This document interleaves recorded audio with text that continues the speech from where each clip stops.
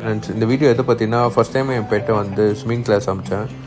அவன் லைஃப்லேயே இதுதான் first time அவன் ஸ்விம்மிங் பண்ணுறது. ஸோ அதுக்கப்புறமா ஒரு வீடியோ நீங்கள் பார்த்துருப்பீங்க, பால் வச்சு விளாட்றது. ஸோ அது வந்து அவனோட கால் நீங்கள் பார்த்தீங்கன்னா நார்மலாக இருந்திருக்கும்.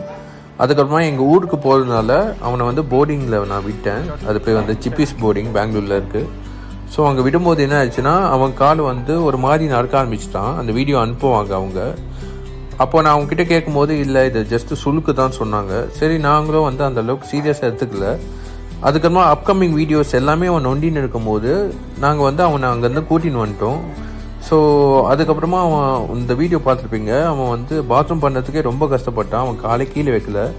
சரி, எக்ஸ்ரே போய் எடுக்கலான்னு பார்த்தா ஹிப் இஷ்யூன்னு சொல்லிட்டாங்க. உங்கள் ஹிப் ஜாயிண்ட் வந்து டிஸ்லோகேட் ஆகிடுச்சு அப்படின்னு சொல்லிட்டாங்க. சரின்னு சொல்லிட்டு நாங்கள் என்னடா இதுன்னு சொல்லிட்டு ஒரு சப்ளிமெண்ட் கொடுத்தாங்க. அது வந்து 1000 ரூபாய், 5 டேப்லெட் இருக்கும். அது கண்டினியூ பண்ண சொன்னாங்க, டெய்லி 2 டேப்லெட் போடணுன்னு. ஆனால் அது வந்து சரியாகிற மாதிரி இல்லை. அப்போ தான் எங்கள் ஏரியாலேயே வந்து பாஸ் நெக்ஸஸ்னு ஒரு ஹாஸ்பிட்டல் இருந்துச்சு. ஸோ அவங்க டாக்டர் கிருஷ்ணா வந்து எங்களுக்கு ஒரு சப்ளிமெண்ட் ரெக்கமெண்ட் பண்ணாங்க. அது கொடுத்துட்டு அப்புறமா அவன் நார்மலாக நடக்க ஆரம்பிச்சிட்டான். இப்போ கூட ட்ரீட்மெண்ட்டில் இருக்கான். ஆனால் அவன் ரொம்ப நொண்டது கிடையாது, அந்த பாத்ரூம்க்கெலாம் கஷ்டப்படுறது கிடையாது. இப்போ நல்லாவே பாத்ரூம் பண்ணுறான், நல்லாவே யூரின் பண்ணுறான், நல்லா நடக்கிறான், நல்லா ஓட்டுறான். அங்கே வந்து ஊருக்கு போக வேண்டியதாக இருந்துச்சு. அதனால அவனுக்கு வந்து ஒரு வேறொரு போர்டிங்கில் வந்து விட்டு போனோம். திருப்பி அவன் வீட்டுக்கு கூட்டின்னு வரும்போது அவனுக்கு திக் ஃபீவர் வந்துருச்சு. திருப்பி அந்த டாக்டர்கிட்ட போனோம். அவங்க சில டேப்லெட்ஸ்லாம் கொடுத்தாங்க. லிவர் டானிக்லாம் நான் மென்ஷன் பண்ணியிருப்பேன். அதெல்லாம் குளிச்சுட்டு அப்புறமா இப்போ ஓரளவுக்கு நார்மல் ஆகிட்டான். திக் ஃபீவர் வரும்போது நீங்கள் பயப்படாதீங்க. நீங்கள் என்ன பண்ணுங்கன்னா, அது ஸ்டார்டிங் ஸ்டேஜாக இருக்கும்போது டாக்டர்கிட்ட போய் வந்து மோஸ்ட்லி அந்த நான் லிவர் டானிக் 2 அட்டாச் பண்ணியிருப்பேன். அந்த லிவர் டானிக் வந்து கொடுங்க.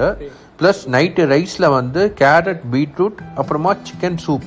சிக்கன் ஆட் பண்ணாதீங்க, வெறும் சூப்பு வச்சு நீங்கள் வந்து ரைஸில் மிக்ஸ் பண்ணி கொடுத்தீங்கன்னா ஒரே வாரத்தில் உங்களுக்கு சரியாயிடும். என் பெட்டுக்கு வந்து 5 டேஸ் ஆச்சு, அதுலேயே சரியாயிடுச்சு அவனுக்கு.